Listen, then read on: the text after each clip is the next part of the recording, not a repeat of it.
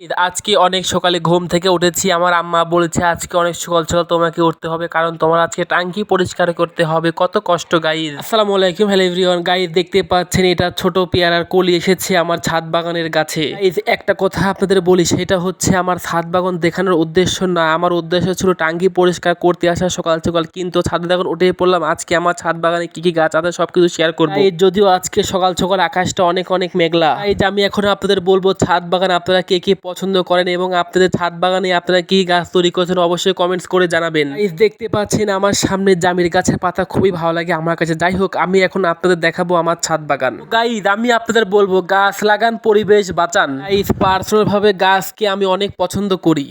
Guys প্রথমে আমি আপনাদের দেখাবো ড্রাগন ফলের গাছ। গাইস দেখতে পাচ্ছেন ড্রাগন ফলের বিশাল বিশাল গাছ আমার ছাদে রয়েছে।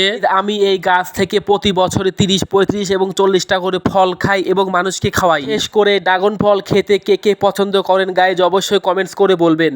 তার পাশে রয়েছে গাইজ ডালিম গাছ। যদিও ছোট্ট একটি গাছ লাগিয়েছিলাম, ডালিম গাছটা অনেক বড় হয়ে গেছে গাইজ। তার পাশে রয়েছে মরিচ গাছ। আমি এখন আপনাদের বলবো আমার ছাদ বাগানে কি কি গাছ আছে। গাইজ আমার ছাদ বাগানে ছোট ছোট পেয়ারা গাছ আছে, ডালিম গাছ আছে। আপনারা নিজ চোখে দেখুন, অনেক ছোট্ট একটি পেয়ারা গাছ, ছোট ছোট কলি এসেছে, পেয়ারা ধরেছে। গাইজ মজার কথা হচ্ছে আমার ছাদ বাগানে একটি জামিরের গাছ আছে, কিন্তু প্রতি বছরই 2টা করে জামির ধরে, তার বেশি জামির ধরে না। এই যে গাইজ এখন আমি আপনাদের পাশের বাসার দেখাবো একটি আমড়া গাছ। যদিও ছোট্ট একটি গাছ, অনেক অনেক আমড়া ধরে, আমরা পেরে পেরে খাই। আজকে সকাল থেকে যদিও অনেক মেঘলা মেঘলা ভাব, তারপরেও ছাদে উঠেছি, অনেক ভালো লাগছে আমার কাছে। গাইজ আমি আপনাদের বলবো যদি আপনাদের বাসায় দুই একটু জায়গা থেকে থাকে তাহলে আপনারা দুই একটু অবশ্যই ড্রাগন ফলের ডাল লাগান, তাহলে আপনারা প্রতি বছরই অনেক ড্রাগন খেতে পারবেন।